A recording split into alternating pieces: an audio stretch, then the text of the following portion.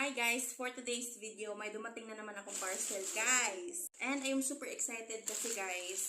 Kasi matagal ko na talaga gusto yung bumili ng mga bag. Kaya nung nahanap ko to dito sa TikTok shop guys, binili ko na kaagad kasi ang mura-mura lang yan. So, buksan na natin.